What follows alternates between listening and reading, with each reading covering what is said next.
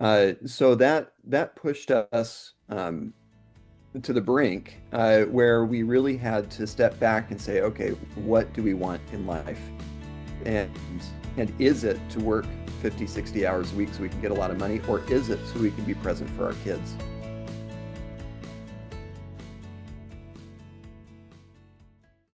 Welcome to Entrepreneur.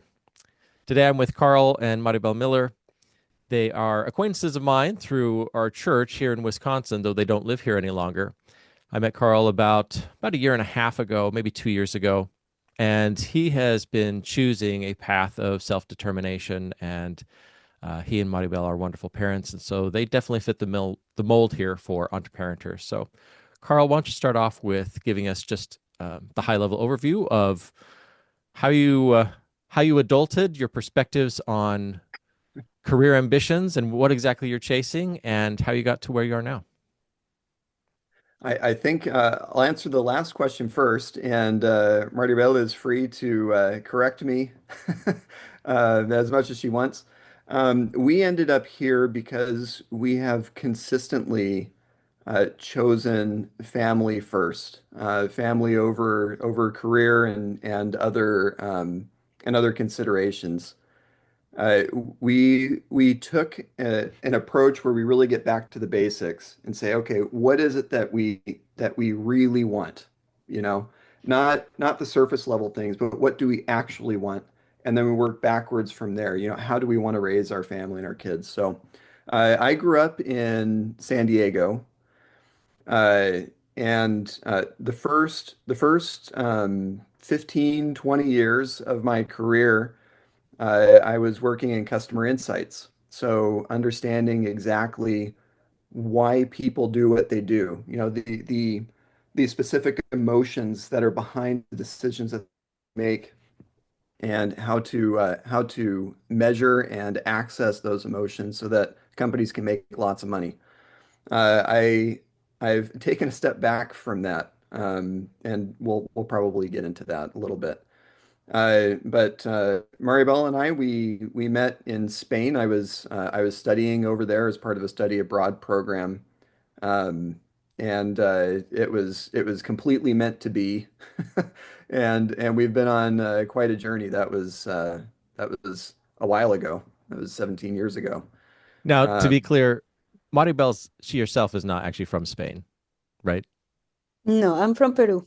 Peru. Okay. Yep.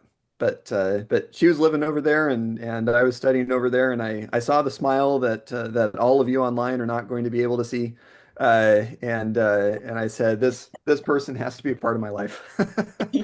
Um, we ended up going to Wisconsin in 2020. I was getting to a point in my career where I had worked at the same company for 16 years. The same small company, great people. Uh, and but I was not completely bullish on their long term on their long term outlook. They're still in business, fortunately, and we're really happy for them. But I was getting my MBA, finishing that up. We had a few experiences during that really had me look at what we wanted in life. And we ended up moving to Madison, Wisconsin, because that was the place that best fit what we wanted for our family. We didn't know anybody, didn't have any jobs lined up or anything. Got rejected plenty, jobs that I applied for there, but we ended up moving there anyway. And it was a wonderful experience. And now we're here in West Central Illinois. So that's really significant. Not many people are willing to make a move to a location based essentially purely on qualitative aspects. Um, Now, I mean, wealthy people are happy to like go and buy a home in Hawaii because it's Hawaii, I guess. But this was a much more strategic decision on your part, Yeah. completely irrespective of any income stream that you might have, right? Yes. And during the Yeah, pandemic too. Yeah, yeah, yeah. So a leap of faith. we were Yeah. living in San Diego, and we years before we live in Ohio, which we were able to see, like, like that, how life can be also out of like San Diego, and how much you can get, like putting it together San Diego and how much the prices are.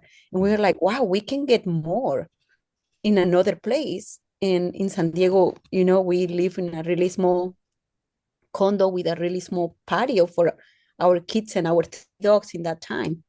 So that also kind of influenced a little bit on our decision of moving from San Diego and look for other places that can give us a little bit more. And yeah, so Wisconsin was, and of course, how you're saying, like, we trusted God that He was going to guide us, and He let us know that what we were choosing was right, because it was kind of like that. Like He led that up to us. And the only question was, are you doing this for the right reasons? And the right reasons were, we want to grow up closer to God, and also we want to grow up like as a family. And Madison came as one of the places to that it was family friendly. So that's where the adventure started. A We great we made place a to list of our escape San priorities. Diego from. Yeah, well, and as Maribel was saying, we had three boys under the age of 5 in a postage stamp patio, and three dogs, and we were only ever going to have that in San Diego, and we wanted to live more freely and more comfortably. So, but we sat down, we had our list of 10, 12 things that we really wanted for our family and then worked backwards from there. It's like, okay, what kind of place do we need to live in order to accomplish that? What kind of job do I need in order to accomplish that? And what we we ended up printing out a map. This is how nuts I am. We ended up printing out a map of the United States, and then we crossed off the areas that were too hot, too cold. Actually, Madison made the cut. Too cold, too many tornadoes, too many earthquakes. It's Southern California. Earthquakes are life. Wildfires, we didn't want those. My wife Hurricanes, did the I'm fine exact with same hurricanes. thing Really? when we had two We were kids. left we were left with about a third of the country. Yeah. And then we looked at, we didn't want cities that were in, of course, this is entre parenting, right? You have kids that are just coming in and out, without permission and listening to our conversations. This is all part of it. So we had a list of about 20 cities, and then we looked up, all of the best places to raise a family lists. Which now would be a lot easier with AI. Back then, you had to go to all these different websites and stuff. And Madison came to the top of the list. It was in our top three, and so we ended up going, and it was great. Yeah, Madison was a great place. And how long did you end up living in Madison? for We were there for years. 4 years. 4 years. When I graduated from my undergrad in 2002 when we had no kids, my criteria for where I was looking for a job was I just wanted to be within 2 hours of a Mormon temple and 2 hours within 2 hours of a Six Flags.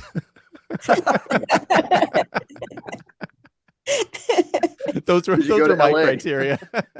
Yeah, And my wife boy. was like, wherever you can get a job. I'm like, yeah, but I'm going to start with these places. and, It and is. we've lived in Madison for 25 years, and there's a Oh, Six wow. Flags in North Chicago. That's We've true. never That's been, true. No, no. not once. That Oh, that's a shame. Well, I haven't been to that Six Flags either, but I've learned I was a roller coaster junkie. But the last time I went to a real roller coaster park See was there? Cedar Point, Ohio. Yeah. Yeah, and I was only able to do about a third of what I was able to do in my youth. Oh yeah, And yeah. One or it two of was those worth it. things, and But I'm done for. Yeah. Yeah. I had to pace myself pretty badly. That is so funny. But it's interesting how our priorities change, Yeah. as we grow, as the family grows, um, and you get different perspectives. Yeah, that priority list will keep changing, I'd imagine. So let's get into maybe your relationship a little bit. You as in, the two of you, and what did eking out an existence look like? How far along were you guys in life when you got connected and got married? But then how did your discussions go as a couple about this is the kind of career I'm interested in, this is the kind of career the other person's interested in, and then to where did entrepreneurship or the when did that come into play? When did that become a topic of discussion, or at least stop being purely theoretical and be like, huh, maybe we ought to be serious about it? Wow. When we met, I was a stud and I was making 1,600 a month. And I thought that was amazing. Um, and it kind of was. I was 22. So I was making that working um, I'd say between part-time and full-time, probably 3 hours a week. And going to college. So I had everything all figured out. And That's a good income for someone in college. it, Yeah, it was good enough for me to pay for it. And I thought, well, I'm gonna impress.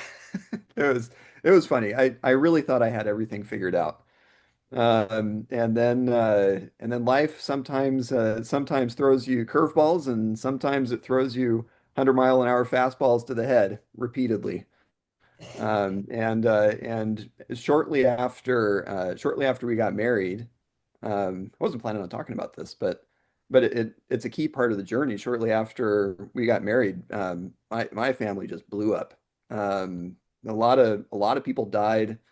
Um, Even my car died. Even my dog died. Like, and so we had only been married for a year, and suddenly it was, we don't even know no past, no future, no nothing. It was crazy.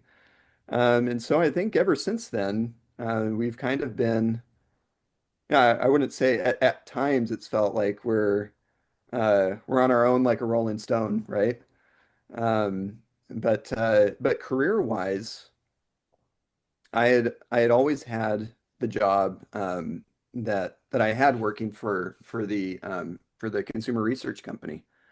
And that was a steady income, and I had never imagined that I would not have a steady income. Just like I never imagined that I would homeschool kids.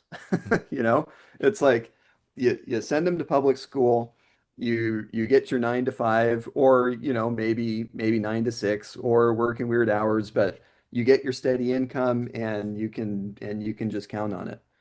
I would say, and I'll stop talking here very soon and let Maribel. um, Don't worry. oh, okay. Um, but it wasn't really until I was getting my MBA that I realized there was um, there were other options out there. and how old were you when you entered the MBA program? How long had you been working professionally before entering that? So I had been working professionally for 13, 14 years when I entered the MBA program. So I was in I guess I should my undergrad was a business degree. It was marketing, integrated marketing communications. That was one of my bachelor's degrees. I also picked up a bachelor's degree in Spanish, and I minored in cultural anthropology. So what kind of tied this all together was understanding people and taking classes for fun. I really enjoyed understanding, why people were the way they were and what made them tick. And I thought that I was all done with school. And so when I finished my bachelor's degrees, I thought I'm never going back to school. And then 6 years later, I found myself with one and a half kids. Uh, no, two kids at that point. and it just felt like the right thing to go back and get my MBA. And I wasn't really sure why, but I was it felt pregnant. like, I was pregnant with Alan when you well, started. yes, yeah. Yeah. But Because, I didn't know that at the time that we applied. oh yes, yeah, we did.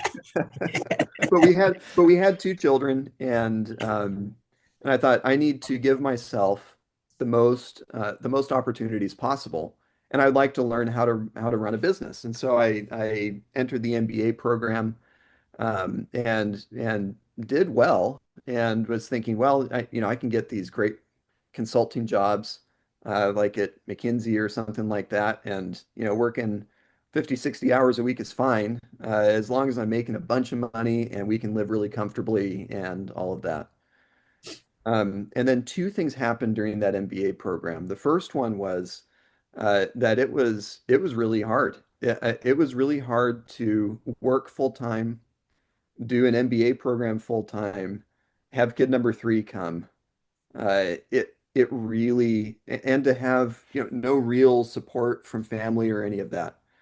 So we were doing that on our own, and I look back at videos then of that we were taking of ourselves playing with the kids, and I was not awake, straight up not awake for 2.5 years.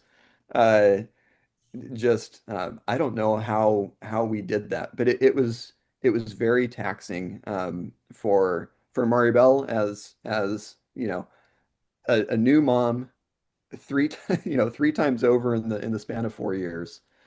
And for me to just be working from 8 to 4, and then school from 4 to 10, and then study from 10 to 2, and then sleeping for 4 hours a night.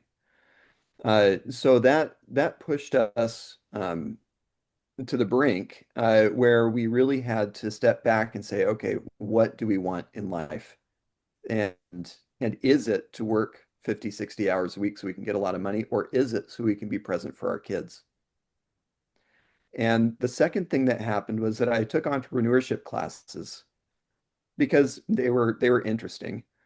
And in those classes, there were two classes. One of them was sort of like early stage, from from the concept that sparks the idea for a business, to actually getting that business up and running. And then the second was from the point where you got that business up and running to the point where you could grow it. And we had lots and lots of guest speakers, and they were incredible classes, and we got the whole range of experiences, kind of like what you're doing with this channel. And I realized that all of those people, like none of them had gotten an MBA. And I was looking around at my classmates, and I thought, none of them are going to start a business. And I fit in more with the people who are guest speaking than the people who are here who are going to join bigger companies and become cogs in a bigger machine like that. I identified much more with the people who are starting their business. I was seriously considering dropping out of the program to start a business, which would have been great in 2019, doing virtual reality content or augmented reality content, like Oh, being a content. Anyway, and I had all the connection stuff. I several times in life I've had everything figured out, only to realize I don't have anything figured. Maybe this was one of those times, but I ended up staying in the program. And then when I got out, I said, okay, this is I was much more open to the concept of doing my own thing, I guess. mhm. And so that's a lot of talking for me. Sorry, but you got me going. No, that's great. Well, For me, I was actively looking at franchises while in my first career post bachelor's degree. I was actively looking at franchises to get out, and we drilled down. I actually went up to Vancouver, British Columbia, to interview with 1-800 Got beautiful up Junk. there. Yeah, it is gorgeous city. Um, they turned me down because I was too poor. But then there was another startup called College Hunks Hauling Junk out of Maryland, and they've since gained a presence here nationwide. But they actually have people doing it here in Madison. I was living in Madison at the time, but I was actually set. They accepted me, and my wife had done the same thing that Maribel had done, which was because we were like, I said, "Hun, I don't want to do this property management stuff anymore." And I want to own my own business. I want to take that path or take that experiment. So I was like, 1-800 Got Junk has a great reputation. I had actually used them as a property manager. And so like the concept, very simple, but makes a ton of sense in the market. And their brand recognition was just so good with that name. Yep. They turned me down. So I was like, ugh.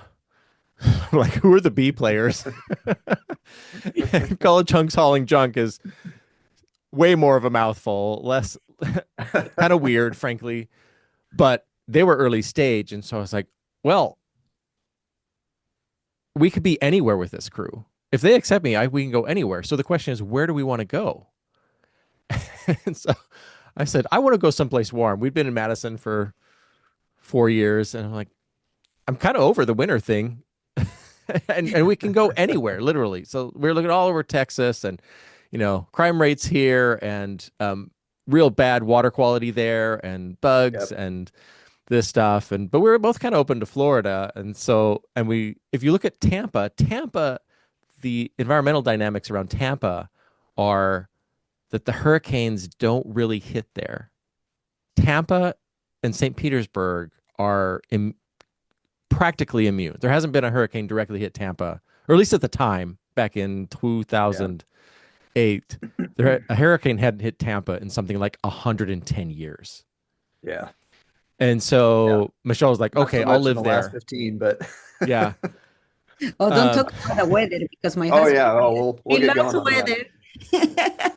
What- so, so I call these guys up and I fly out to Maryland. I interview with them. I give them my background and what I'm excited about. And they're like, and these are just two guys younger than me, right? They'd started, they had a crew, and they were serving like 3 cities, and they had a crew, and they felt like they're making good money doing it, so much that they'd hired a guy who was a professional franchise creator to headhunt for them. And so I was 26, 27, and this 22-year-old's driving me around in his Range Rover, which he definitely had a loan on, but he thought he was balling. And they're like, yeah, well, we accept you. You're in. Where do you want to do? And this is where we're open to.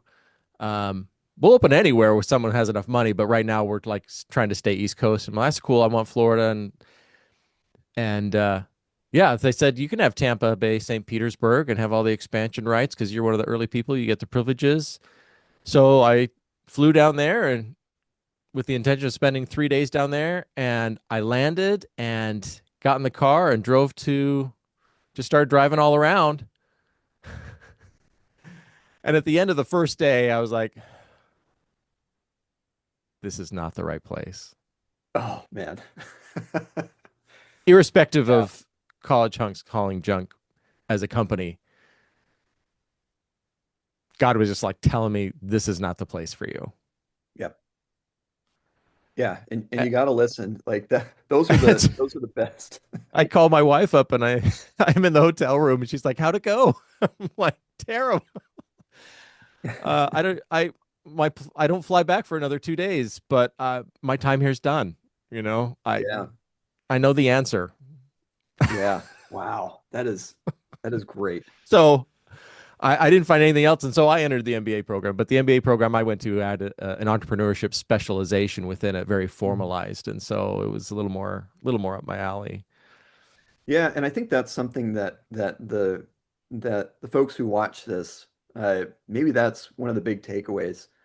Like it's you're pursuing all of these opportunities, but you have to be open to the last minute no, right? Because that will save you years and years of of problems. If you can, I was toward the end of my MBA program, I was developing an opportunity to to help run a sports, like a startup sports media company that had already been doing really well, and was covering my favorite team in one of my favorite cities, and had everything lined up, and then there was no, Mm. once it was there, uh, kind of getting back to what we wanted out of life, like, would that have been a great career? Probably. It would have been really exciting to work, but I wouldn't have been the T-ball coach, you know. Like, I wouldn't have been there for my family. I would have been working a bunch of weird hours. And and as attractive as that opportunity was, I felt the no, and I went with it, and no regrets. I'm sure there's some like parallel universe where I do that, and we're going to a bunch of hockey games. But very happy with where we ended up. You have to be open to the no's, um, because yeah, when something doesn't feel right, that doesn't get any better. You just and if you stick with that course, you'll just put up with it not feeling right until it blows up. Yeah. So And so swimming failing up fast is good. to be constantly swimming upstream like that is exhausting. It's exhausting if you're single or don't have kids. But then when the kids come along, it can really cause problems. Yeah. So Not the kids. how'd that transition go, or the discussion go between you and Maribel? Like when did you, what was the next step, I guess, where things really hit the road and you had to Yeah, actually commit to, we're going to live an uncertain existence. yeah. I think the first big step. So we had the experience with the MBA program, but the I think the first really big step wasn't one that we chose. It was one that happened. So me figuring that companies would line up for me, even though it was a pandemic. Uh, I had done very well in my MBA program. I had great work experience. And I figured, we were just invincible and that the steady income would always come. But I didn't get a job in Madison for, I was without a job for, was it 7 months? 6, 7 Seven, eight months. months? Seven Yeah. months, I think. Yeah. And realizing that yeah, I didn't have a steady income for 7 months. California with their California thought that I was committing unemployment fraud, which is real funny considering all the fraud that's been All the real uncovered. fraud that goes Yeah, on. all the real fraud, right? And they go after, people like me who need it. Um, anyway, so that was fun. So we had like zero income for 6, 7 months, Yeah. and we were still here. Everybody was still alive. Uh, there are aspects of that aren't pleasant, but it No, was but but it was doable. one of the funny things I think that I find it was that some jobs that he applied, and he would put that he had an MBA, and they will not hire him because he was too much qualified. And I was like, how can that happen? So why do they sometimes, push like MBA and all of that, and then there are jobs that don't want to hire you because you are too qualified? Like, that doesn't make sense. And that's when it hits also. It was like, okay, your MBA can give you money or it cannot give you money. So we don't have to just be thinking that because of your MBA you are going to get something. Like, we have to think something else too. Yeah. So yeah. Yeah, but yeah, and there are other things too. I had not been looking for a job for basically my entire adult life. So I had to learn how to interview also and how to present myself.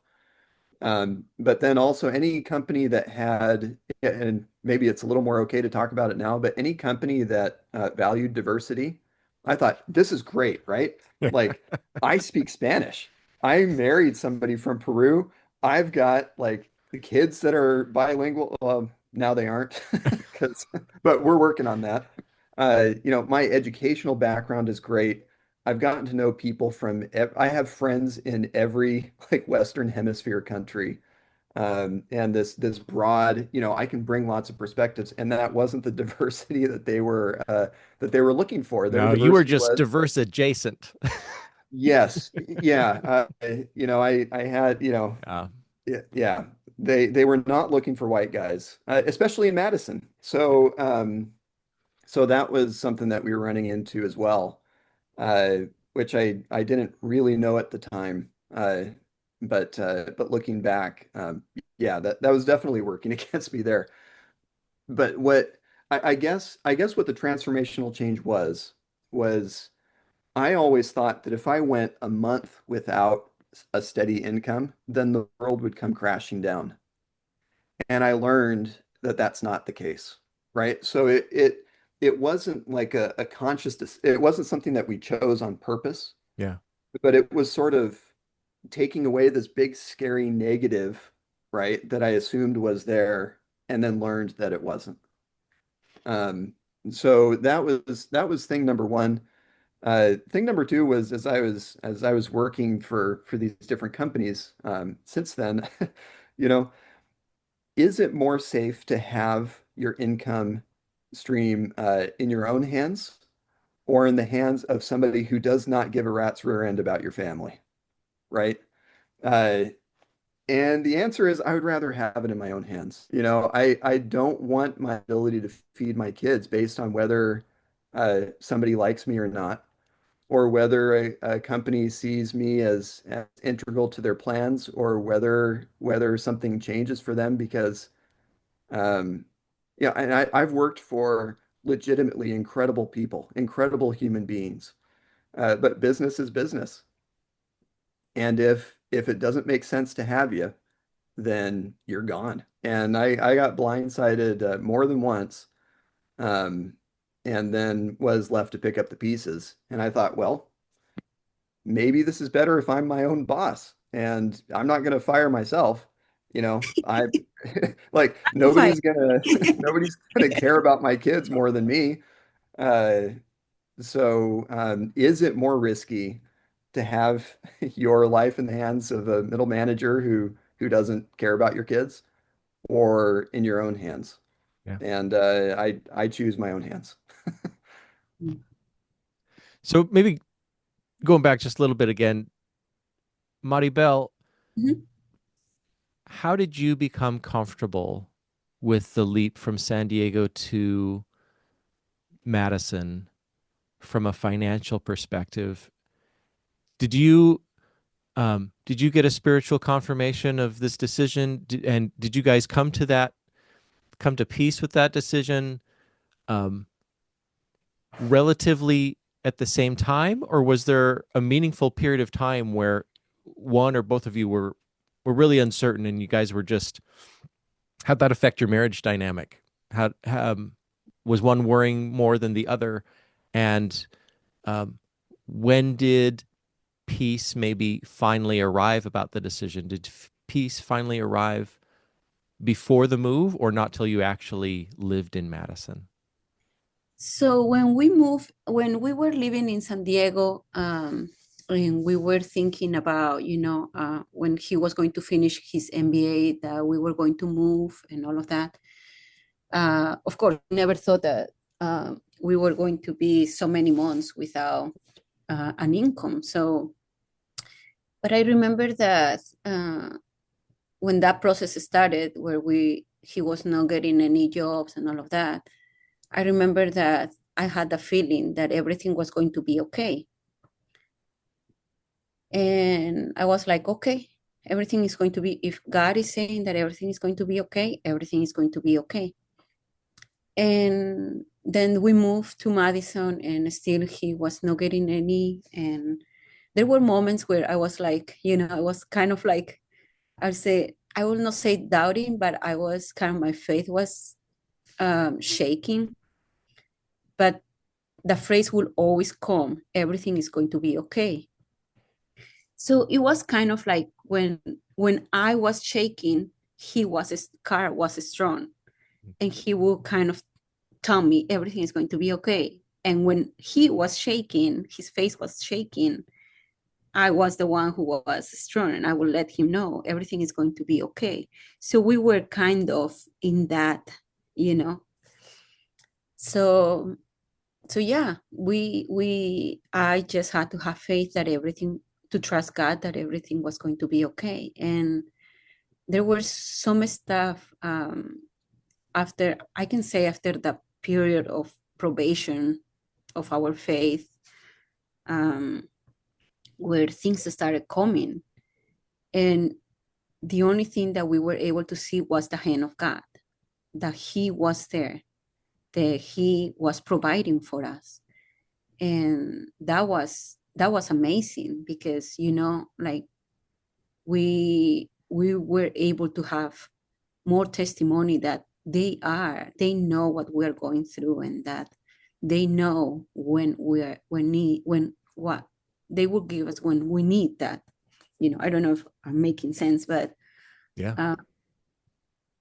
yeah, so we just walk in faith in that period from San Diego to Madison. We just had to learn to walk in faith and know, trusting that they know. And trusting, leaning not unto our own understandings Yeah. too. That was something. Yeah, I should say this has been primarily a spiritual journey, and less of a career journey. Because yeah, those times in Madison, and maybe that was only in preparation for where we're at now. But I remember distinctly, and Maribel's giving me maybe too much credit here. She was the one who was always saying, "It's going to work out. Don't worry about it." But there I was stressing out over job interviews and just constantly just in front of the computer and applying and doing all that stuff. She's like, "It's gonna work out." I'm like, "Honey, I can't just sit here and do nothing. Like I gotta work on this." It wasn't until I finally said, "Okay, God, let's do it your way," that like literally in an instant, I knew who to reach out to. I got like a call back in 15 minutes, and then we were off and running. But it took me 7 months to get to that point. 7 months of bashing my face up against a brick wall before I finally said, "Okay, I surrender." And then it all came through. And then we were in a frame of mind and had received enough of a witness where he could use us for his purposes. And it was incredible. Like those years up in Madison, and uh, the stuff that we were able to be a part of was amazing. Yeah. But Would uh, you but that was mostly her. And also I think that we learn also that you you don't need that much. Well, I don't know. I don't, maybe for my experience, for our family, we learned that we didn't need it that much, that we set aside, like, okay, we need to pay for the rent, and we need to pay for, the utilities, the stuff that we need, and all of that. And we were able to manage all of that and just live with our means. I grew up like on a farm, like my mom was the only one working. So we were, in a way, we were called poor. So I always grow up with the feeling of like not having enough and not spending also. So I was always like, okay, we don't have to spend that much. We even even when we had money, I still thought, okay, we don't have money, so we have to live like this and this and this. So I think that kind of helped me a little bit. I think that I was a little bit afraid of the money. Like, so I always had to, we it's always probably had, a healthy fear. yeah, probably. So we always had that of saving, always like putting aside what we gain from money. Like we would put it aside, and the first thing that we will do always would be pay our tithing, because that was one of the first things that we were like, okay, that's putting our faith in God. That and then it will be savings, pay everything that we need to pay, and then put aside some money just in case we have hard days. So yeah. So could Yeah. you, I don't want to put words in your mouth. Could you characterize leaving San Diego um, as, I guess this is much a question. Would you consider that transformational for your marriage specifically? And then would you consider it transformational for you in understanding or having confidence that your agency and proactivity is sufficient to provide for your family and that you can in fact, when did you feel brave, if you've ever felt brave? When did the bravery set in? Honey, do you want to go, I'm let me I or do you want me to go? yes, because I'm kind of trying to understand the question. I Yeah, there's no question that setting out on our own, I guess you could say, even though we'd been on our own for a while, but this was sort of next level. And sitting together, really thinking through what we wanted, and then going for it was absolutely transformational for our marriage, and not just our marriage, but for our journey as parents. Um, like making sure that our kids and our family's well-being was ahead of any other priority, and trying to find the shortest route to get there. that that was life-changing, and it laid the foundation. Like that approach laid the foundation for the other decisions that we would make later on, like with homeschooling. It made it easier to do something like that. It made it easier to finally sort of take the step away from W-2s and and you know um, set out on our own, right? Because when you're united, right, and when you have a good relationship, and I'm not claiming to have to have always been, the greatest the greatest husband and dad, um, but we've been a lot more on the same page these last few years since we made the move to Madison. It made it possible for us to make, the current move down here to Nauvoo. Um, it's yeah, it was a big change for the best. And really, isn't that the whole purpose of life? To form these relationships and to continue to grow together, and to be the best versions of yourself that you could possibly be, right? So yeah, that decision to move to Madison was a big step in that direction. Maribel, anything you want to add there? uh, I'm still trying to process the question, like understand it. Like, I guess maybe for you, um,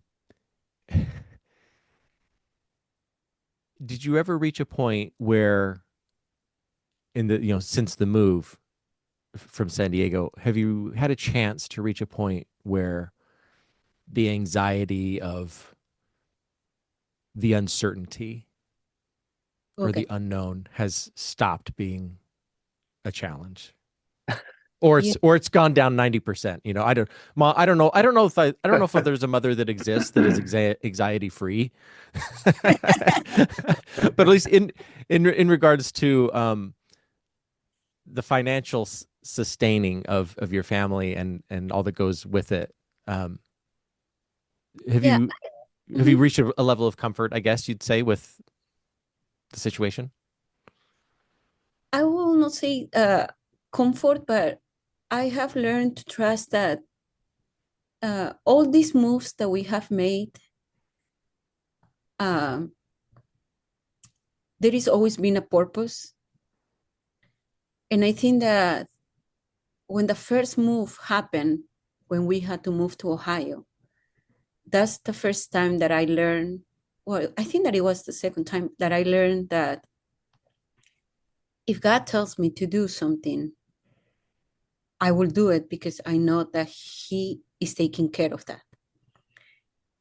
And I think that since that time, I've been always excited on seeing where He's going to take us and then just figure it out then, like trying to do, try to look ways to, in a way, to survive, But for me, it's been a really interesting journey to see how much we have grown and how much we trust in God and how much we are learning. And and financially, I think that I'm just learn that we can live in our means, how I'm saying, and also we can enjoy life with little, and then try to do, of course, try always to look for, because like being financially okay, you are also able to help other people that are in need. So that's the part that I like the most about, like, thinking about, like, the money, like if we are able to help other people that are going through hard times.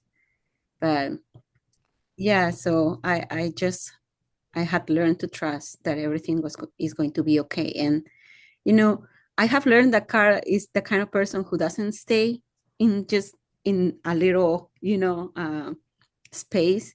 If there is something, like, that if he sees an opportunity, he will do it. I always said that he's the brains of the house because he can read the books and learn and all of that. I'm not. That's yeah. I like books. I have learned to love books, but not to the point that like my husband can see it and actually, read and all of that. And you know, I trust God.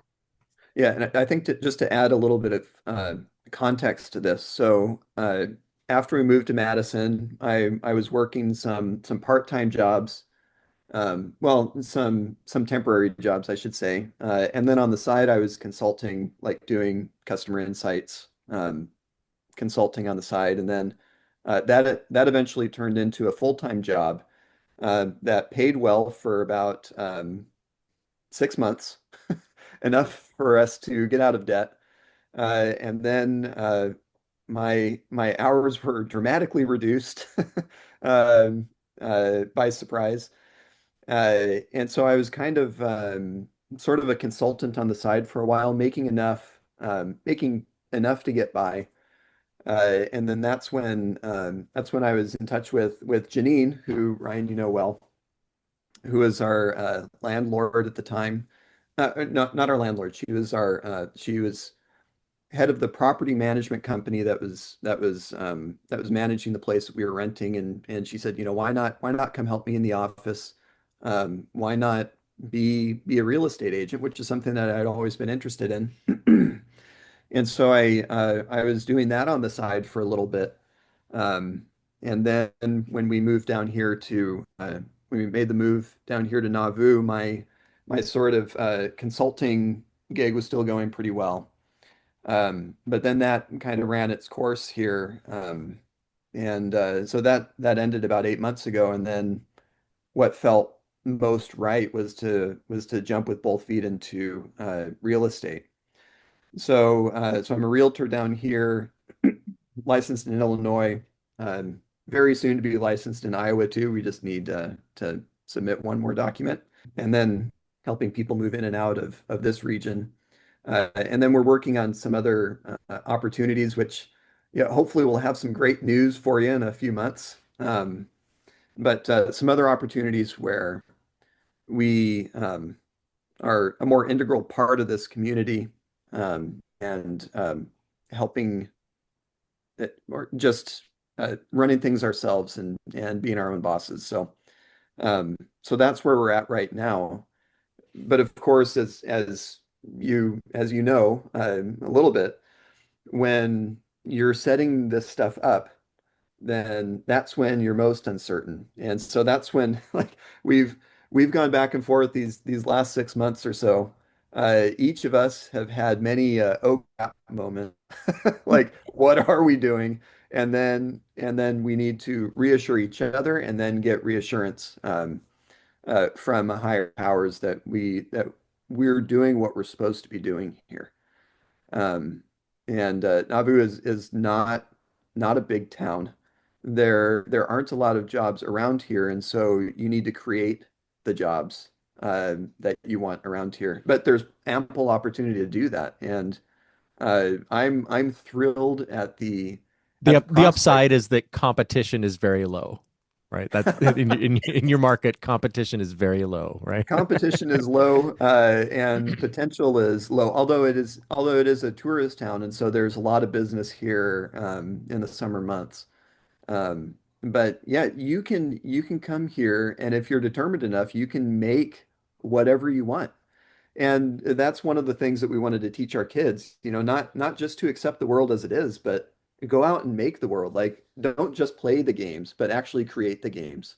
Don't just consume products, but make them, be in charge of your own destiny. So, but no, Maribel and I, for the past several months, I would say that anxiety has not gone away. Well, it comes and goes. It's renewed itself. Yeah.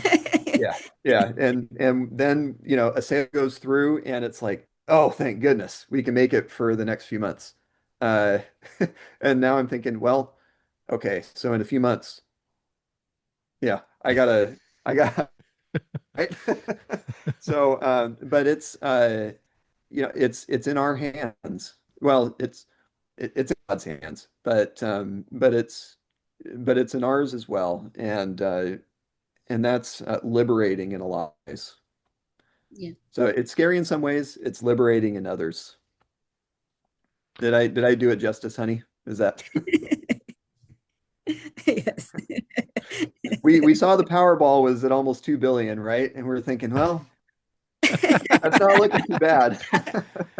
And did you see someone won it? A single Yeah, person won that yeah, on what boy.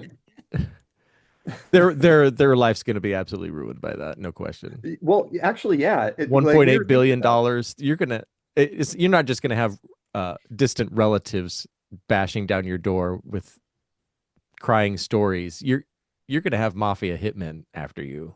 But Yeah. I hope they manage to stay anonymous. Oh Right. Right. That yeah brings lots of problems. And part of an entrepreneur, right, is like that struggle builds growth. And yeah, like we were talking about this. I said, honey, I bet if I went and got a ticket, then we'd win it. And I don't want that. You know, like of course it's not fun wondering where money's going to come from in 3 months, but but it's but we're here to grow, and you don't grow by just having $1 billion just slapped down in your lap. yeah. Um, the Alex Hormozy actually said that exact thing Oh, did he? recently. He just related, uh, and this was something like a decade ago. He said we went. He and his now wife went and bought a lottery ticket because it was a big number, whatever it was. And he said, I remember sitting there, watch, getting ready to hear them call out the numbers, and I had an immense sense of dread because I realized if we actually won, I would never be able to prove to myself that I could make it on my own. Mm. I would, Oh, wow. right? Not just I wouldn't be able to prove to others. I'd never be able to even prove it to myself, and I don't want to steal that away from myself. And I thought that was a lot of people have said similar things, but it's 100% true. 100% true. If Yeah. you can't emerge from your own crucibles that's a hard that's a hard existence to live with if Yeah. you can't come out victorious through your own challenges. And it's even harder as you said, you want kids to see struggle and you want kids to experience struggle. And one of the things I would share when I was giving tours of our childcare center was we try and provide kids opportunities to work and to work through hard things, not just fix things for them. And I said, I'm a farm boy who grew up in Idaho. It pains me that the most difficult chore I can assign my children as a city slicker here in Madison, Wisconsin, short of having him dig some arbitrary hole in the yard, the hardest chore I can throw at him is, hey, wheel the garbage can out to the street for pickup. And as someone who grew up in a rural environment, it's been my conception of what childhood should be and what parenting looks like is so stuck in the box of rural life. Even now, I still don't know how to give my kids a genuinely challenging, like, hard work is really hard to find. And I don't just mean physical labor, but physical challenges are something that is just a little more real, right? I mean, there's abstract challenges, you know, emotional challenges are hard, and they've certainly had their fair share of those. And it's not that those aren't important, but persev- persevering is easier to learn physically early on Yes. than the intellectual challenges are easy to learn. And I found that really difficult to do. Although Uh, I got to say, looking at your two oldest kids, they know how to work and they know how to create something for themselves. I'm still blown away by Henry's like like cookie sales at school, which were just and he knew what he was going for and thought, wow, that's amazing. That's a kid of somebody who has their own business. And that was a lot of fun. yeah, and he had to do. I never had this experience because I'm a rule follower by nature, um, but I've tried to become less of one. Um, he it's not that he's not a rule follower, but he's also just ambivalent about. So he had to be over time. He had to become more clandestine about his sales. A lot of teachers weren't fond of it and that sort of thing. But he kept doing it, which I was secretly proud of because Yes. you know I uh, will openly be proud of that. so much of entrepreneurship is pushing boundaries. Um, I think a lot of people take that way too far, and that venture capital specifically has encouraged a lot of bad actors to act poorly in the pursuit of profits. Um, but for better or for worse, entrepreneurship is a story of pushing boundaries. Um, Basically, entrepreneurs and artists are entrepreneurial in their own way. Entrepreneurship isn't just about money, um, but it's definitely about pushing boundaries for sure. And that's something certainly people with my personality have to work at. How would you describe yourself, Karl, on that spectrum of are you a boundary pusher by nature or are you color by the numbers kind of guy and I have was just hard talking. My kid is old enough now. He wants to ask my childhood friends about the foolish things that I did and how I was. And so I was just talking with my best friend from back then and currently. Um, you know, how would you describe me? Because I when I was around, we didn't get into trouble, but things weren't boring either. Like if the energy was too low, I brought it up a notch. But then I also kept them from doing a lot of stupid things. Um, he described it as that my rebellion was it always had a purpose. It wasn't for its own sake. Uh, so you're the my Goldilocks. yeah, I think here's how I can here's a story that'll illustrate this. I think the statute of limitations is you On your know, side. yeah, I think it is because this was about 20 years ago. Um, at his house, I'll try to make this brief. But he lived in a condo complex, and there were several guest parking spaces, but it was not enough for the number of people who were there. And their management company, their management company decided to do construction for several months and took away our guest parking spaces, and the residents were getting frustrated, and so I would park kind of near the tennis court, sort of like the entrance to the driveway. It wasn't a parking space, and then management was getting angry at me for not parking in a parking space. So I remember going to Walmart at 2 in the morning to buy some spray paint. And of course, they have to unlock it, and they're looking at you like, okay, is this for real reasons? And I'm just like, I need this.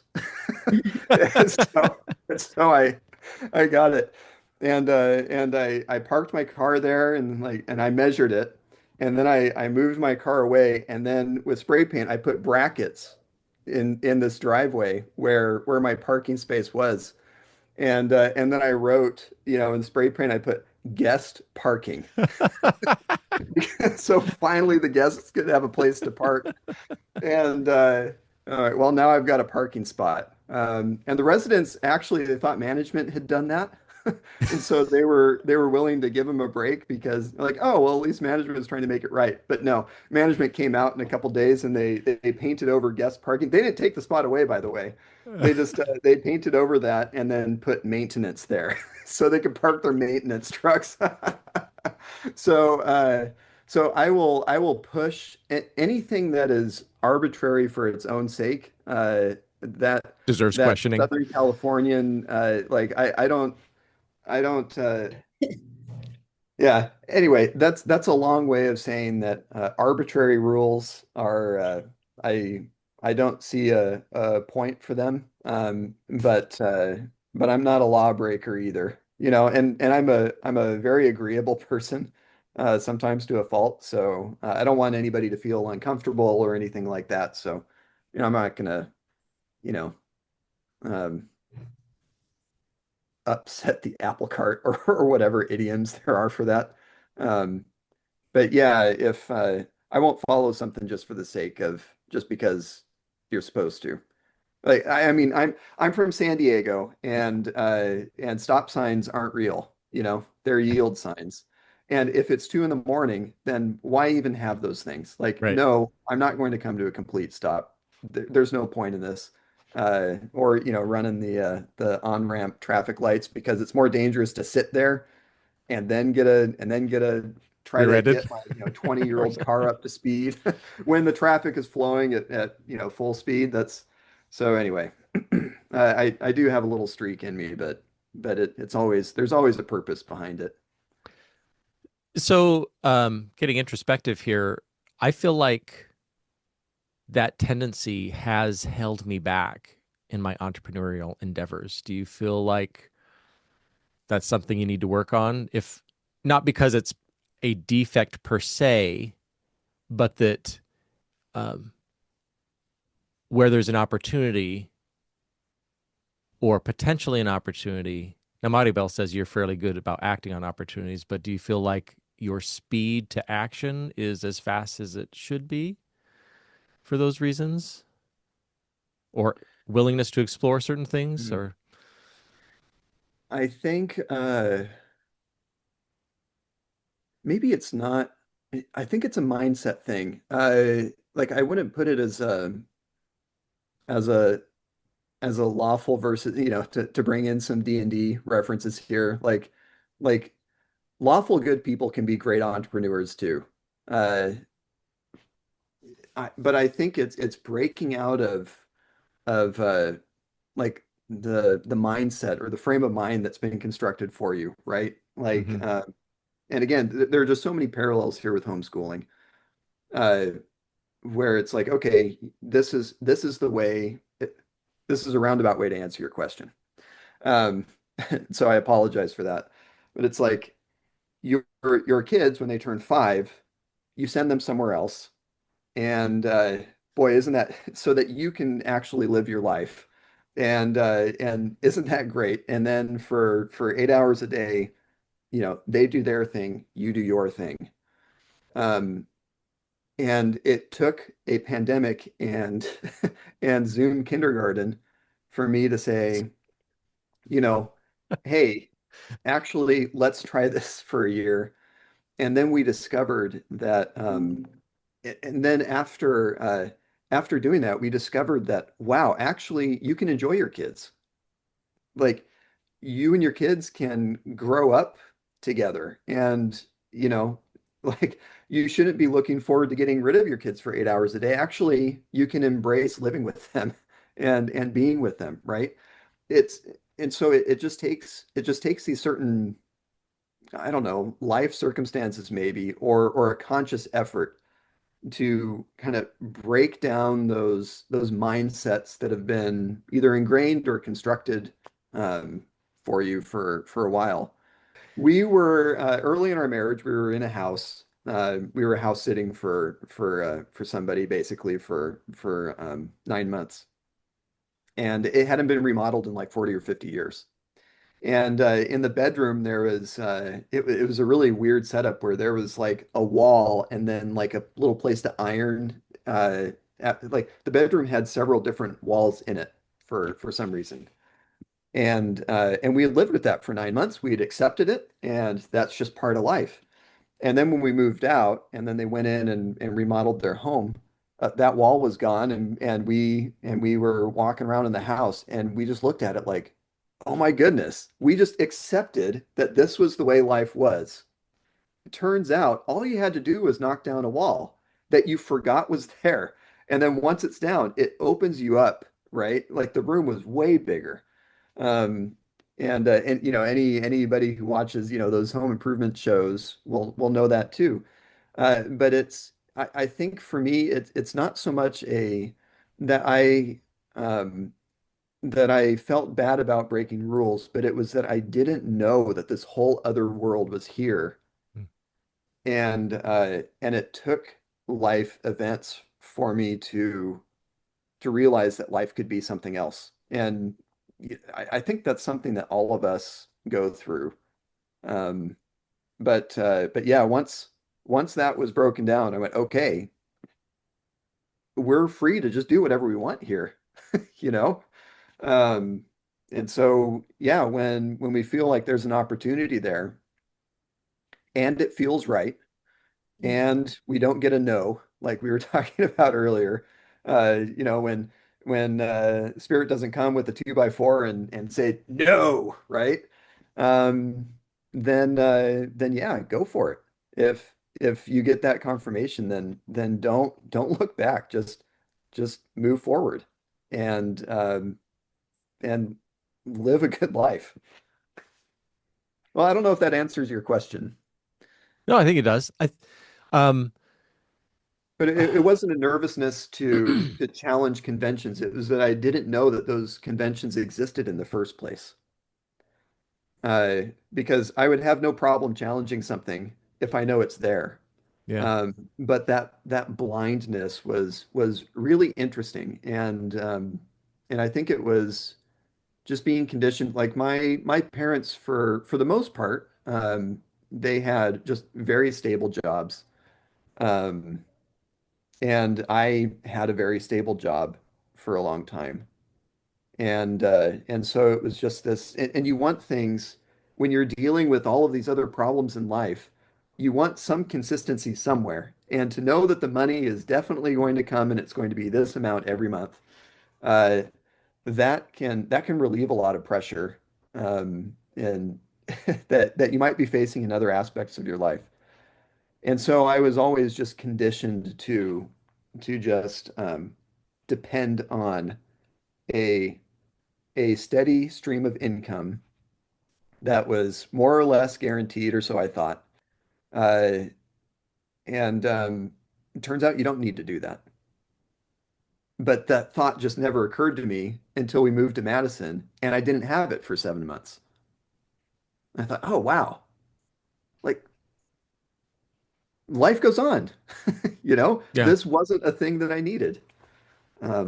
And so that served well, that served us very well down here as we're working to get these opportunities more established. But yeah, yeah, it helps you to take advantage of the opportunities that are there. You need to be ready for them. And but yeah, just go forward, don't look back.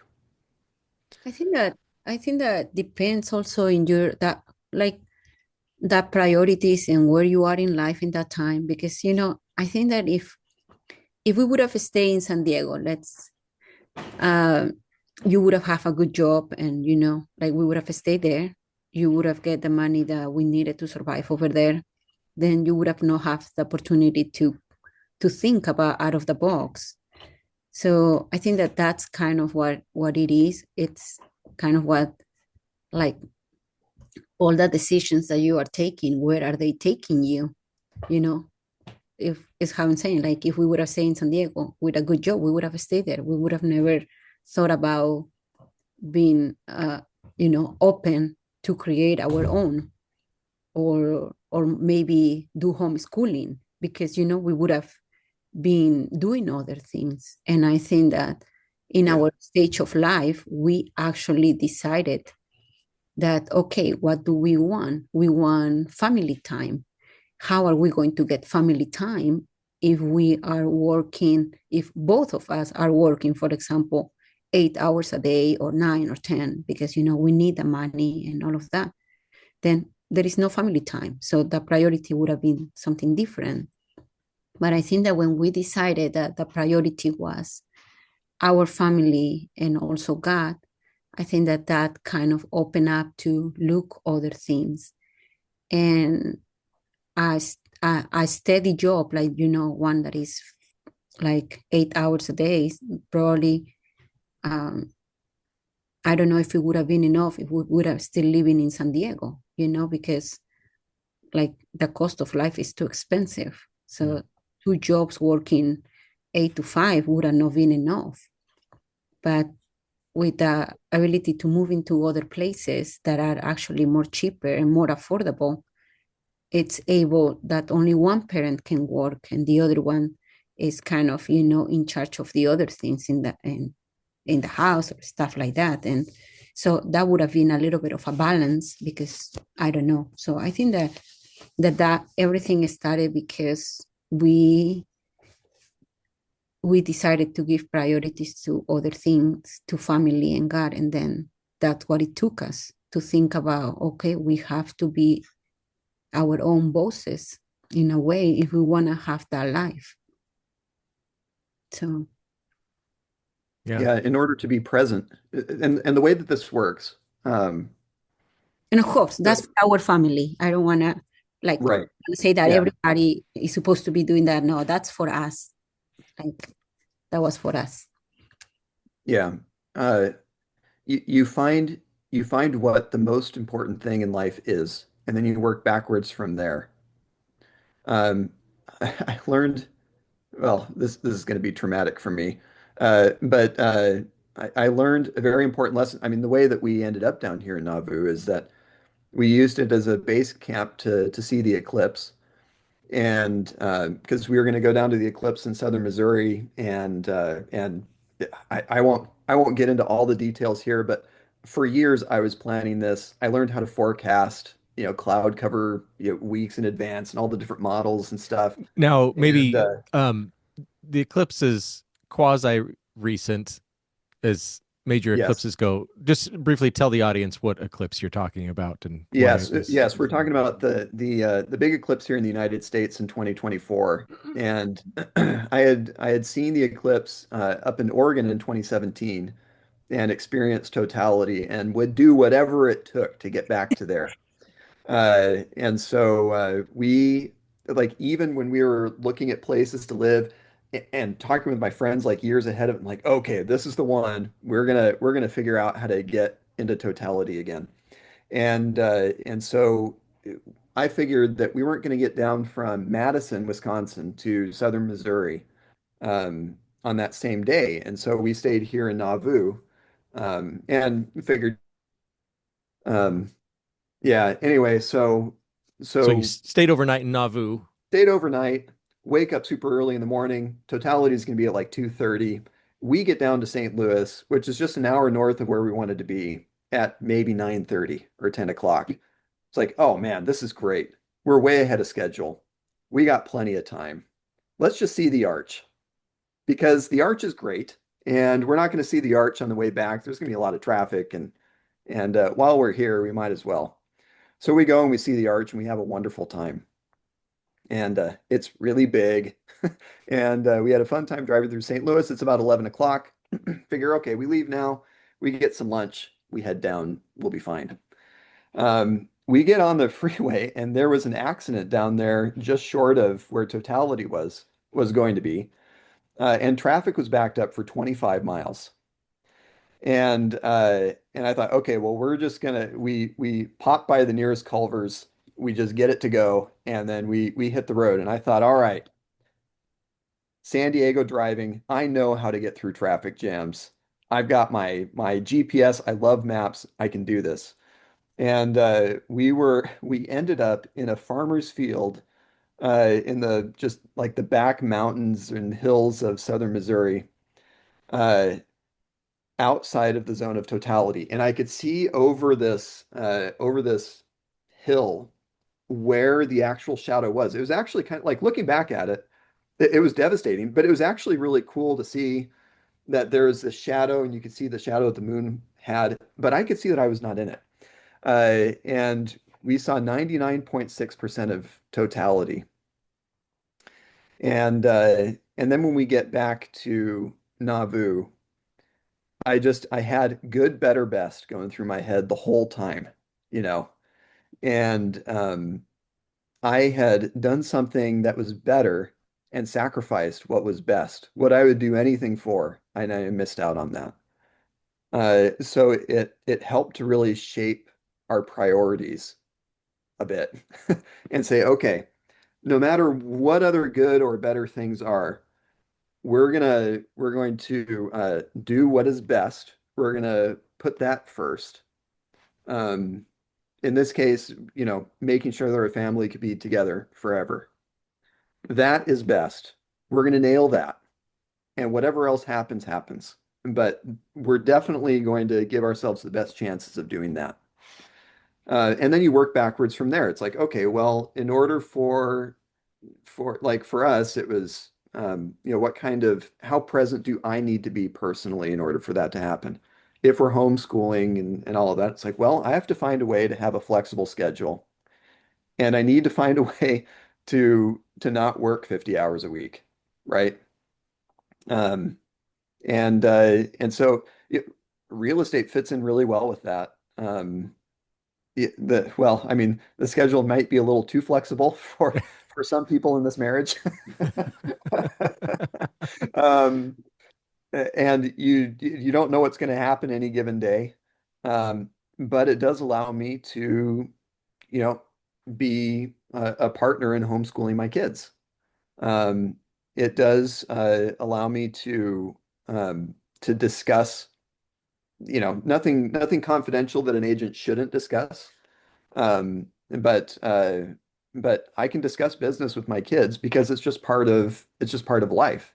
And so they're up to date on the transactions, and they want to go and see homes and stuff. I think up in Madison, James came with me on maybe 10 showings, you know, when it was Oh, yeah. appropriate. He was helping to babysit, well, to take care of a kid when the parents couldn't take care of their kid. He would go and just help entertain the 2-year-old while the Nice. parents could actually see the house. And so there, it becomes a family effort. Everything becomes a family effort.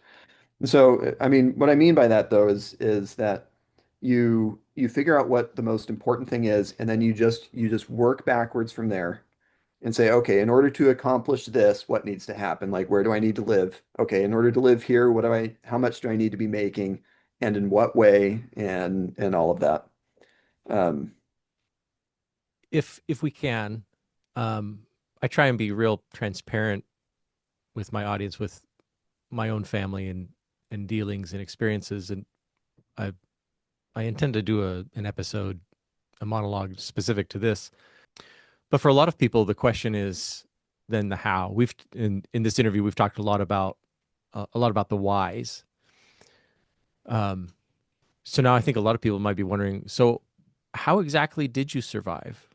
And let me just start out with, a story from my family. So out of undergrad, the first 4.5, 5-ish years out of undergrad, um, my wife and I, we both had full-time jobs until we had our first kid, and then per my wife's wishes, and we both wanted her to stay home, or like the idea of a stay-home mom, and so we did that role. But my income through certain job changes, my second real big job was actually a downgrade from my first job, Yep. income wise. And we had we thought it was a pretty decent nest egg, but that nest egg just kept getting smaller and smaller. We were not able to save money on my income. So when it came time to apply, and so that was part of the impetus for grad school, was I've got to find a way. You can only cut expenses so much, right? Yep. You can't cut expenses to zero. And a family friend, I was thinking about, well, maybe if we moved into a trailer, a mobile home park or something, the rent will be lower, and we can. And finally, a family friend just was hearing us talk about our woe. We were complaining. We was like, they're like, "What are you up to? What's going on?" And we're like, "Well, I'm trying this. I'm trying this." And finally, this these family friends who were the same age as my parents, they were kind of our proxy parents when we had moved so many miles away from our biological parents. She just finally said, Ryan, there you do reach a point where it is simply easier to find more income than to lower expenses. And so I was like, yeah, okay, point taken. So I entered the MBA program, that sort of thing. Um, and my wife was talking to other graduate students, and having grown up in the place I grew up in, um, welfare was a dirty word Yep. at some level. Now, our church had a welfare program, and that was that's different from governmental welfare. It operated differently and is very limited in scope, these sorts of things. But the idea that you could be handed money without working for it was problematic. Yep. And so it had never even crossed my mind to dip my toes in the welfare pool. But my wife was talking with some other ladies at church whose husbands were in interminable grad school programs, PhD programs, and they had 2 or 3 kids and ton of student loans, and they had jobs. It's not like they weren't working, but their jobs were not. No, they just didn't pay enough to, PhD Right. stipend or whatever. It's not. You're not making money, right? You're surviving, but you're not making money. So they had gone on Wisconsin shares, and when we were living in Wisconsin, but it was food stamps essentially. And so they shared that with my wife, and because I was pretty nervous about, we're gonna have to take out all these student loans and this sort of thing. Long story short, Michelle had to work on me. She's like, I think this is a good thing. I think this is something our family needs. I think it's legitimate. She had to work on me for a while. Eventually, I came around. I agreed to it. We qualified because by that time we were poor and not, we just baby number 2 was on the way. And it's not like we didn't have prospects. We just didn't have income in that moment, right? And Yep. so we went on Badger Care, which included health insurance and food stamps, Wisconsin's equivalent of food stamps. And that ended up being a huge blessing to our family in our life. And I really appreciated that safety net. No question, it can be abused. If you're of the mind to abuse it, you can certainly find a way to do that. I take some comfort in that I never wanted to be on in the first place. But I guess the question is, if you're going to judge someone for being on food stamps, the question is, what did they do with it? I was chasing a means to an end, and I think this is kind of an important part of, at least of my story. We received, it's a lot of money. We had a family of 4, so we had full health insurance, and by health insurance standards at the time in 2007, 2008, and 2009, right pre-Obamacare sort of stuff. This was pretty luxurious healthcare that was part of the package. So that was had a sticker price of probably $800 a month, just the healthcare, and then um, we had between $400 and $600 a month in food stamp money to spend. Wow. So it was a pretty big ticket on a monthly basis, right? $15,000, maybe the third year, maybe we were close to $20,000 worth of benefit in the third year we were on. We were on it 2.5 years, I think, maybe three. We were in it the 2 years of grad school and most, if not the entire 12 months immediately after where we had started our business and our business was running, but we were getting through cash flow negative to cash neutral to cash positive. Yeah. And so for those 3 years, we benefited from a social safety net. But what I would reflect back on is that what I did with that public investment in me and my family, right? It's not just me as a person, it's the welfare of my kids. What I did with the peace of mind that brought us, right? We weren't starving Hmm. and our utilities were paid because of it. I wasn't paying our utilities, but we had enough money to do it. We weren't out on the street. My kids had a very joyful 3 years during that time. And in the end, it enabled me to build a business that eventually reached almost 2.5 million in revenues and provided employment. I didn't just, our business was a new business and a relatively new concept in the area. So this was genuinely additive employment. I didn't come up as a competitor. We created a new market in our place. So in the early days, well, with our first location, we had 18 employees. The public investment in me allowed me the runway to build the business to generate 18 full-time employment positions of others and eventually getting that up to 30. And so um, I have a very nuanced opinion about it, I guess, but it serves a purpose. And Right. if you are honorable in how you use it, I think you absolutely deserve to use it. But you can do it in a dishonorable way as well. So the question is, what kind of person are you? So with that preamble of my family's experience, you mentioned at least unemployment out of California. Yep. What are the nuts and bolts of how you actually have survived? How are you not dead, Karl? Yeah. Because Boy. it's good to have spiritual confirmation that your actions are leading you in the right place. It's good to have comfort that God will watch over you. But at the end of the day, um, you know, food still takes money. So Yep. other Um, people would appreciate knowing how you've gotten this far. yeah, and that's a great question. I'll add to your preamble, right? That not only did you create all of those jobs, um, but all of those people were paying back into the system that you benefited from. And before and after you benefited from that system, you were paying into it, right?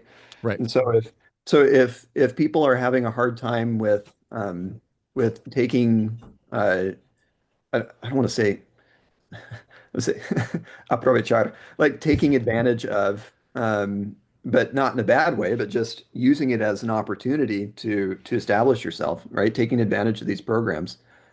They're there because you paid for them, and you use them as a bridge to where you need to get to, right? Just like what you were outlining in your story.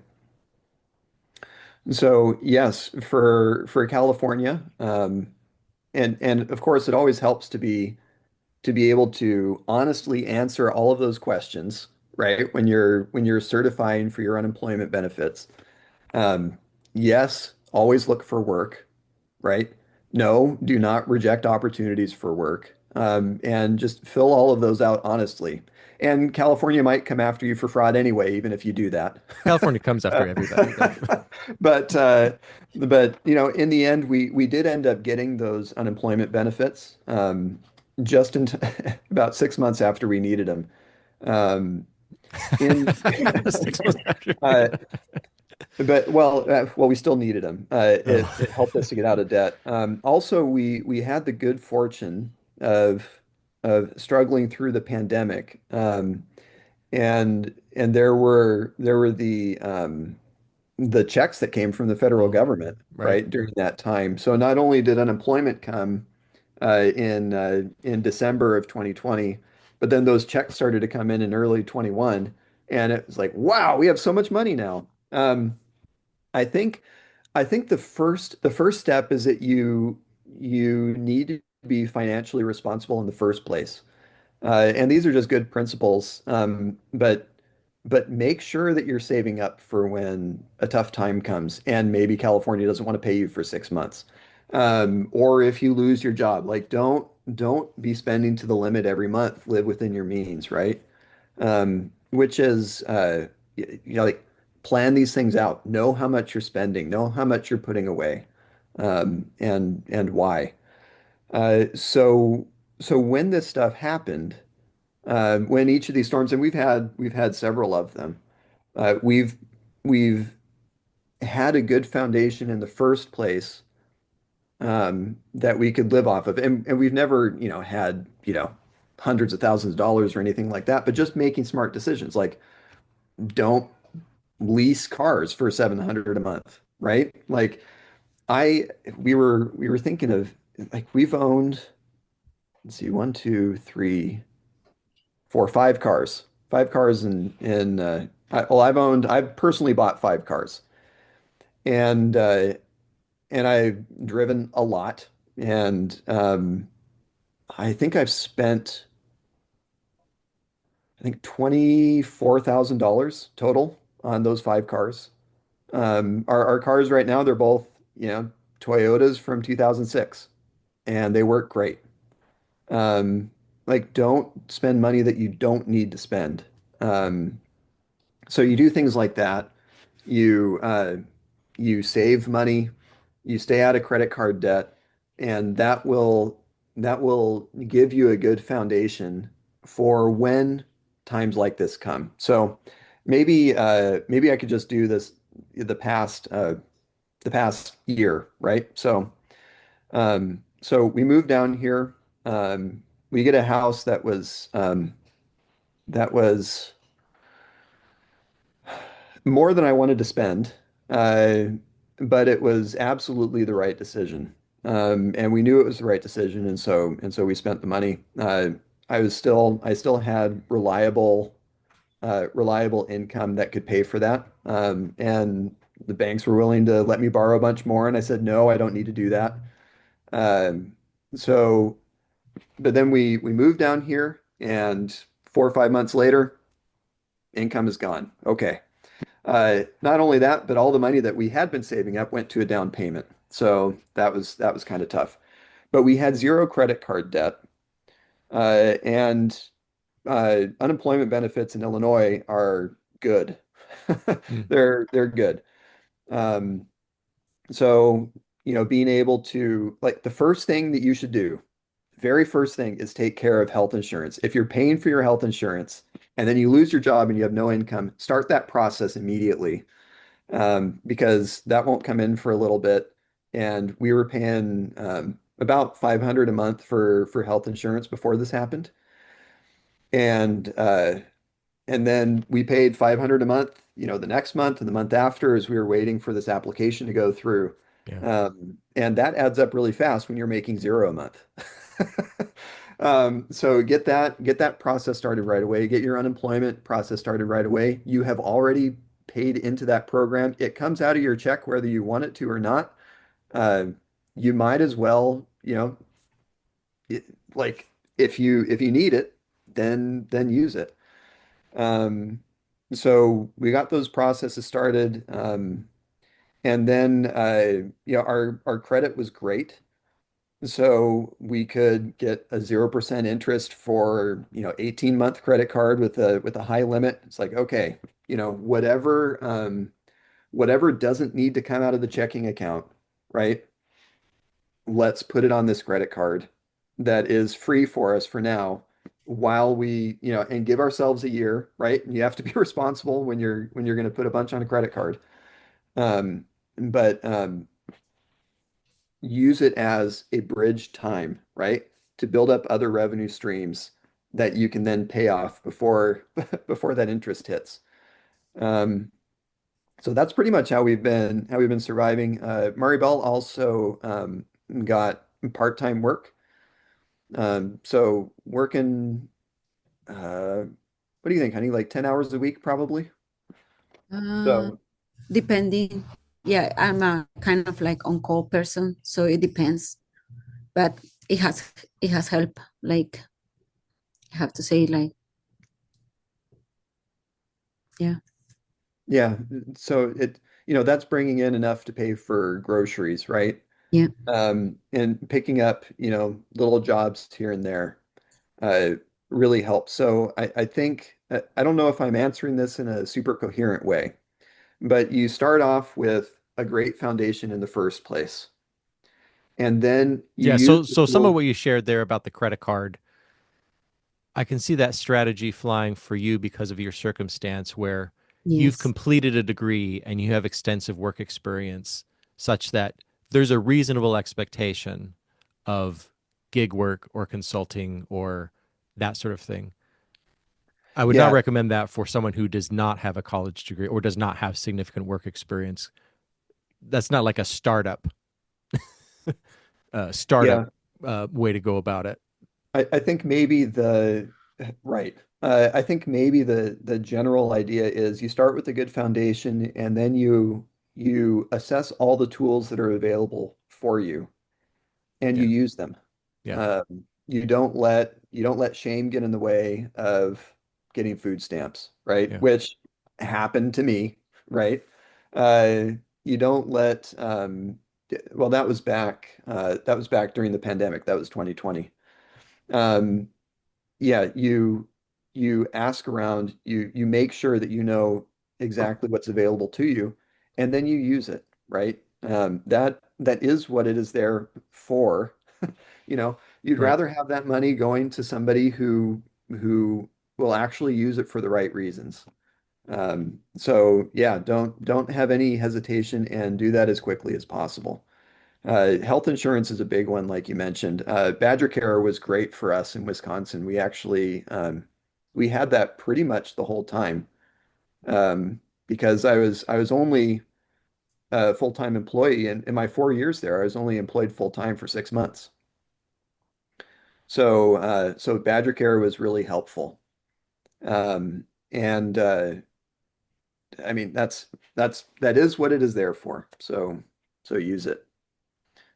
So yeah, I guess with principles, make sure you've got a good foundation in the first place. Live well while life is good.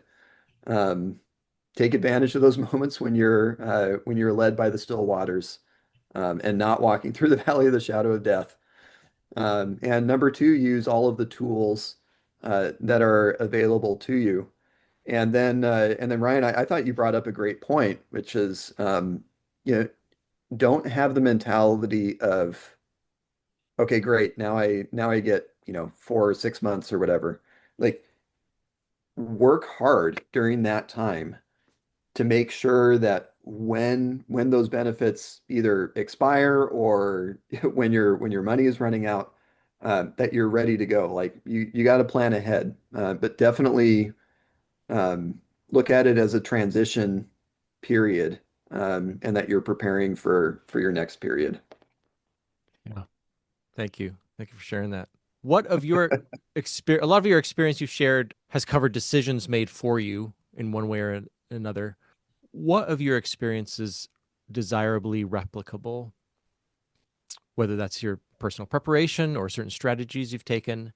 And what is your advice to um, people that other people that want to be an entrepreneur, or people that want to put family life first, but still, again, choose an autonomous path? Or what would you say to encourage, as someone who is, I guess, not reluctantly, but um, spurred into entrepreneurship, right? That wasn't your plan, right? So, what would you say to people who maybe are like more like you and hadn't thought outside that box for whatever reason. Yeah. Would you encourage them to think outside that box? And if so, how would you, what do you have to say to those people? Yeah, I would say, yeah, I've been reflecting on this. Well, I'll start more general. Um, like I've been reading back in my journals from when I was in my teenage years, and I think first I just have to acknowledge that life, like if I were to go back to Karl, 15-year-old Karl, and say, "Hey, your life is going to be like this," then like life has turned out way better than I could have possibly imagined. Uh, and like life can be wonderful. Um, no matter what you're going through, uh, you can find joy eventually. And I know, we've been through really significant challenges, and I'm aware that, of a lot of people around me who face significant challenges. But life was not meant to, like, it's not like you suffer and you die. It's not that there's one path that's just laid out and you have to follow it until it's over. You can have joy and um, like and your decisions aren't predetermined. So I would absolutely encourage anybody who's just starting out on this to just be open to possibilities, you know? Um, you you don't have to just follow the path that's laid out. And what I mean by that, and of course it's different for this generation coming up. Um, but when you and I were growing up, it was, well, you're going to go through school, and then you're going to, get the college degree, and then everybody asks you, oh, what are you going to be when you grow up? And you decide what you're going to be. I'm going to be a doctor. I'm going to be a computer programmer. I'm going to be whatever. And then you do that for 40 years, and then you retire at 65, and then like that's yeah, the kids growing up these days have way more opportunities than that. And so did we too. We just didn't realize it. So it's okay to think outside the box. You have to. You have to. You have to be somebody who creates going forward. And that's what I tell my kids all the time, right? Like, like design the world around you, build it, right? Don't just accept it for what it is. Yeah. So I think more than anything, what has helped me is that mentality shift, and that's something that you can replicate too. You don't have to choose to be a real estate agent, or you don't have to choose to run a daycare, right? Well, I wouldn't reduce what you did to running a daycare. That was a lot Oh, more that's than fine. than just doing a daycare. But whatever your path is, just be open to trying things. Maybe another lesson is you don't have to just be one thing in your life. I've been trying to list the number of ways that I've made money, and it's easily over 100. Um, like I was the kid with the lemonade stand. I dog sat for our neighbors, or I was a dog walker, or you know, I washed the dishes at Pizza Hut, or like I took care of a neighbor's just amazing garden for a summer. Mhm. Like there are so many different ways that you can exist and make life work for you. You don't have to just pick one and be stuck with it. You can do lots of things, like Maribel alluded to when you were mentioning hurricanes. My real life goal is to just, you know, be a weatherman or something. Like there are so many things that you can do. So go do them, and figure out a way to get paid for it. Um, I would I would say also to not worry so much about the money. some of the best advice I ever got, and this has just been like a long time of story time with Karl. But one of those things I got paid to do was to be a hockey announcer. San Diego State did not have a play-by-play, or a video stream or any of that. San Diego State was the highest level of hockey in San Diego at the time, and I threw myself into creating a broadcast for hockey games, and I did that for a couple years, and it was amazing. And the hockey broadcaster I looked up to most and was the best announcer I've ever heard, was a guy by the name of Mike Lang out of Pittsburgh. And I wrote him a letter actually. The NHL was on strike back in there was a lockout, I think. I think it was back in 2012, and the season hadn't started, and I wrote him a letter.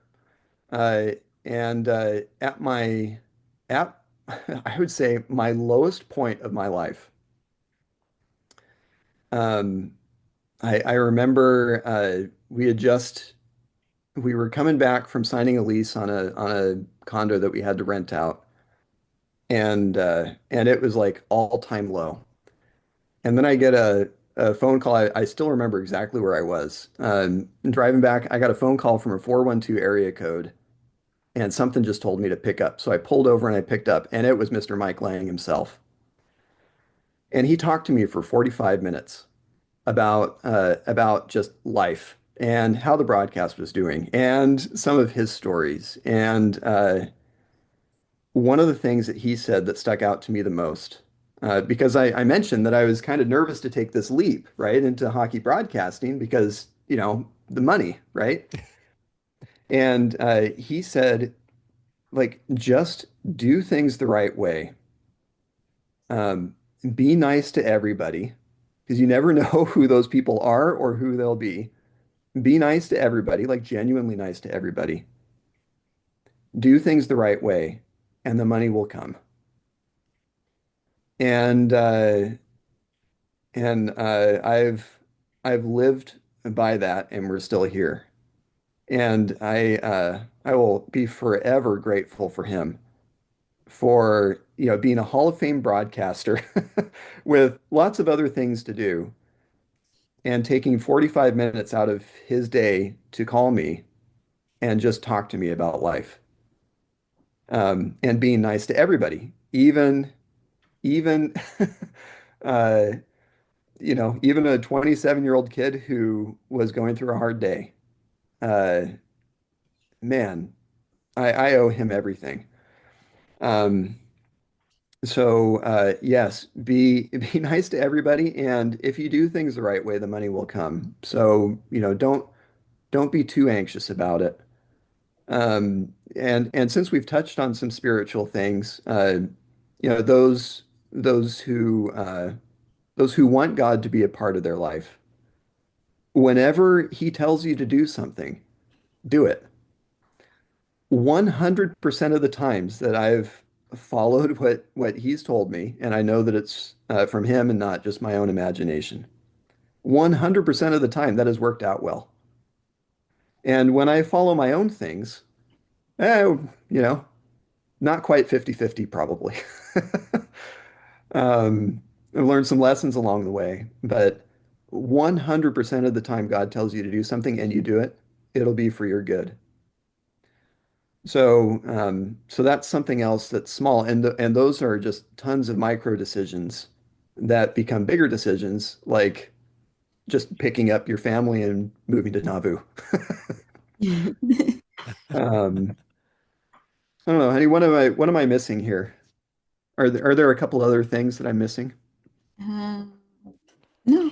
Or Maribel, do you have anything you want to say from the perspective of being a wife or a mother about,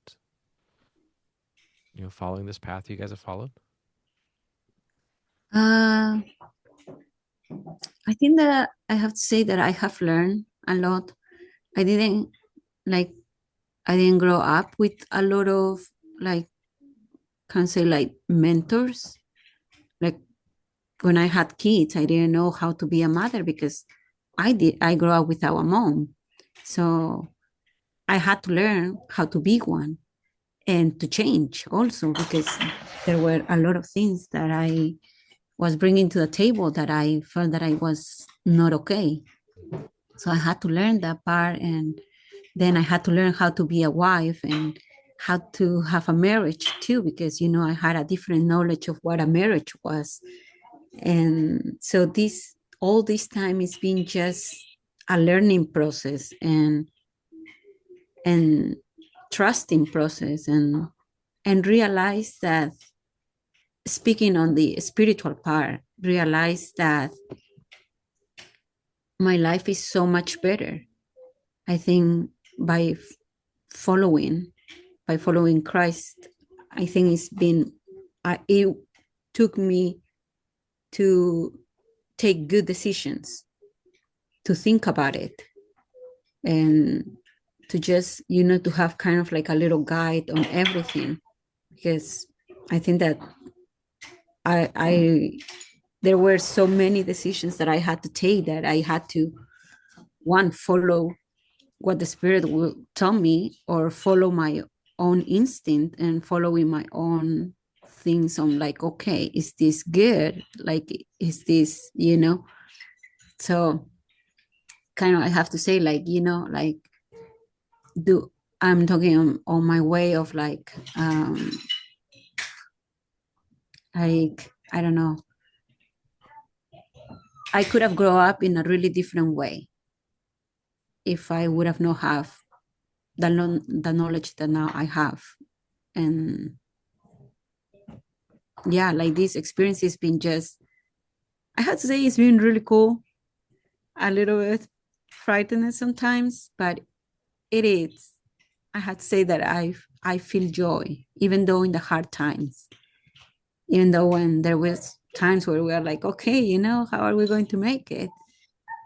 I still had the peace and joy that everything is okay, and that that everything will work out. And that's kind of, it's been the motto, I have to say.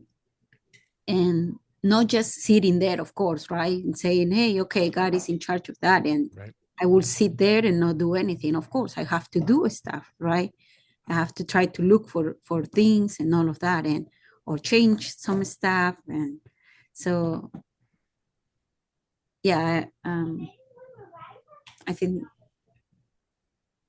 yeah, I think that that's what. Well, and you brought up too the need for role models for for people who can, yeah, who can guide you along the way. Um, when you don't know what something looks like, it's helpful to have somebody model that for you. Like Maribel, what you were talking about, like, don't know what a marriage looks like, right? And so you surround yourself with people who have had successful marriages.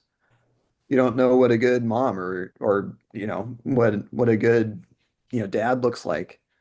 Well, go find some people who are good moms and dads. If you don't know what a successful business person looks like, um, then go connect. Like, people are much more willing to mentor than I think maybe we realize. Everybody wants to give back in some way. Um, and selfishly, they could be wanting to just increase their own reputation, or have you owe them a favor later, or maybe they're selfless. But I think there are so many people who are willing to help. It just takes you reaching out and asking thoughtful questions. And and yeah, there's a lot of help out there. You surround yourself with the people who are modeling the behavior that you or the success that you want. Um, yeah, and maybe just one last thing. It's not going to come right away. Uh, you started this channel, right? And you could say, well, now I'm worth this much. Let me help you to do that, right? So you're actually modeling this right now. Um, But somebody might be, who doesn't know your story, who just comes across your channel would think, oh, well, that dude's a millionaire.